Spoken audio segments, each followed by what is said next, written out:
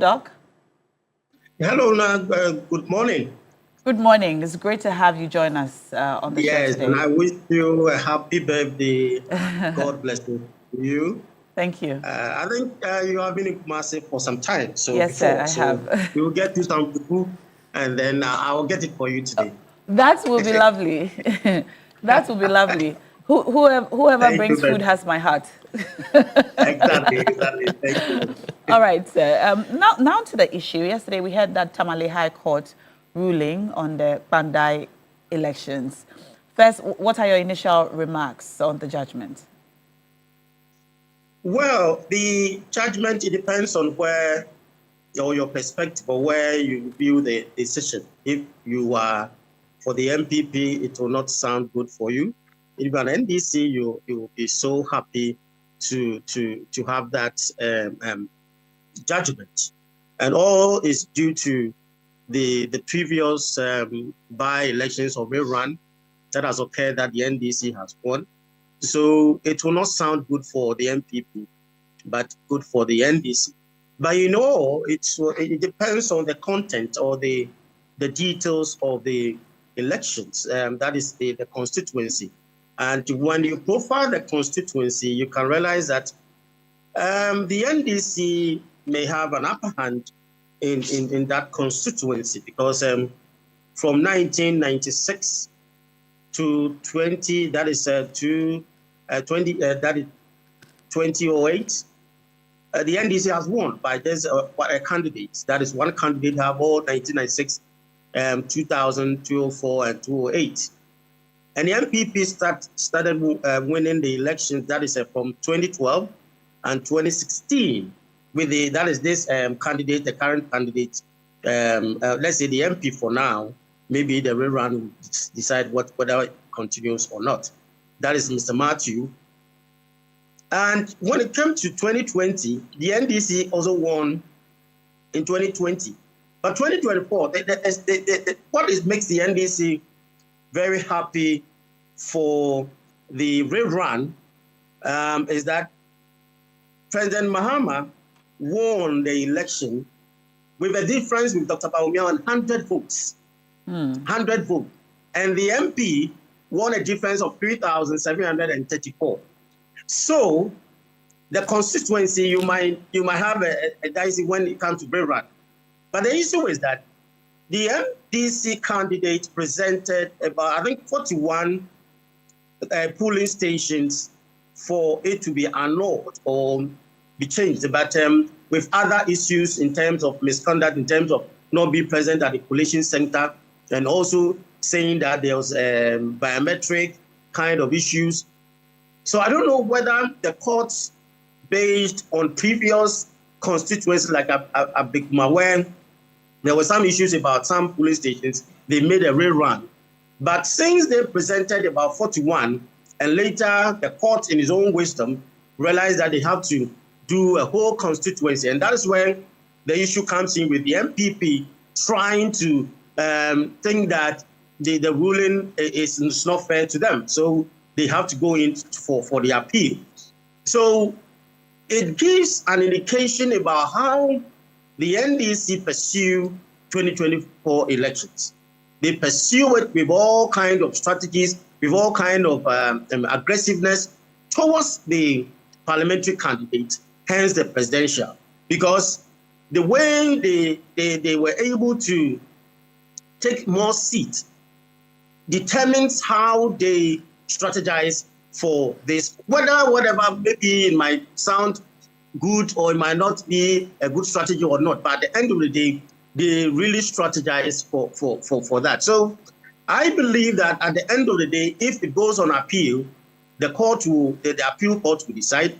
It might go for a rerun for only that 41 constituency. That might be, should I say, well, a fair judgment for the MPP rather than a general kind of constituency election. So it's a big dicey, but in all, if there's a rerun of 41 or a general constituency election, I think the MPP might not take the seat back, but the NDC will take the seat. So it is a mirrored kind of dicey situation about that constituency. But that constituency can be described as a strained constituency, of which the NDC always have the upper hand. And I think that it might go for the NDC if there's any kind of by-election, rerun, or whatever kind of election. Even 41, the NDC will take the seat back. Do you agree with those who have raised concerns about the judgment regarding the fact that the court has asked for a complete rerun? There are some who think that, well, it's 41 seats which the petitioner brought to court to contest. Why not ask for a rerun of those 41 instead of a rerun of the entire elections? Do you agree with that side of the argument?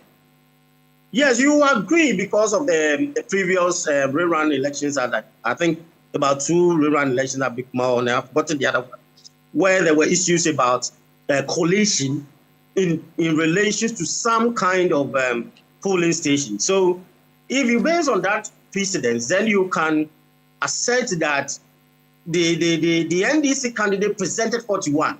So the question is, why not 41, but the general constituency that we have to go in for that election? So based on precedence and other perspective, you will tend to agree with those people that the 41 should be the contention rather than looking at the other one. But you can also think about the perspective of a voter. Assuming I'm a voter in my polling station, nothing happened, but just some few polling station issues or irregularities occurred. So you want us to have the whole constituency in terms of the election. That might sound, but I don't know whether there are more issues about the 41. That is where maybe I'm saying that the courts may have gone beyond the 41, but there were other issues of elections irregularity that happened. As I said earlier, maybe it's due to collation, it may be due to other, because when you look at it, says biometric verification and anything, so there may be more to it than the only 41 polling station that resulted in the cancellation of all the constituency, that's the polling stations result of that constituency. So you can agree, I will agree with them from their perspective of precedents, what happened. But every constituency has its own dynamics. And maybe there are more issues to it than what we see about these 41 constituencies that we think that should be nullable. Okay. Now, let's talk about the EC now. Let's turn our attention to the work of the EC. The EC is mandated to conduct free and fair elections, properly conducted elections. What do court decisions and outcomes like this say about the work of the EC? How does it impact the efficiency and integrity and perception about the work of the EC?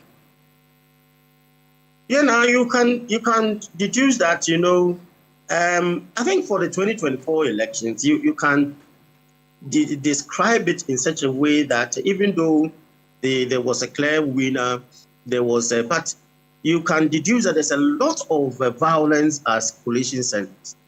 There was a lot.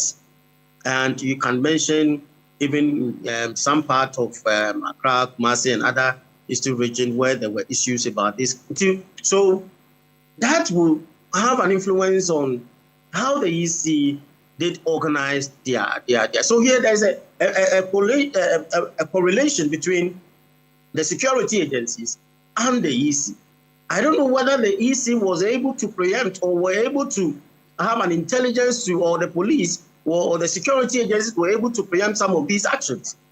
So we cannot put blame on only the EC, but I think the security or the task force that was earmarked for the 2024 elections should be blamed for all these kind of actions and inactions by some of these violence that occur at coalition centers. So I will not put a total blame on the EC. As you know, some of these things, if security is not well masked up or when security is not up to any level, it might creep in for these political parties to take an advantage of it. And that's why I'm saying that the NDC strategize a lot. They realize some loopholes. They realize that they can take advantage of some systems within the sphere of the elections, and that make them to have an upper hand in the 2024 election. So I think EC and the security agencies should collaborate more and able to have more intelligence to avoid some of these. And even because when you look at the Kpandai situation, I think the total blame is on the EC, the returning officer. I think when you read the case, you realize that everything was, should I say, engineered or by the electoral officer there, or the returning officer. And that is something that it marks the process. And you know, some of these things, you see that the EC personnel will just not be punished or may not have some questions to answer. The EC, I don't know whether they have an internal process to handle some of these issues. That happens with some kind of electoral officers that be assigned to some constituency or some national assignment. But we have not heard anything about whether some ECs officials were compromised or whatever. These kind of things, we need to have an action taken by the EC to able to tell us all those areas that their people were found culprit have been punished. But we don't hear anything of such sort. And at the end of the day, we see them going in and day out. And you know, it's politics. Whatever be the case, the EC may have all their differences and their interests as such. But it should be an agency that will follow procedures, that will go on along with what has been laid down. So now for me, I think that the EC should have some responsibility or some answers, and they should tell the Ghanaians about how they have dealt with some of the officials that have been found culpable of some situations. And again, the EC, the security agencies should also be mindful of how they tend to make our electoral process more safe for all of us. All right, Dr. Afriyie, thank you for those initial remarks. I'd invite you to please stay with us and as we come in studio to talk to Nana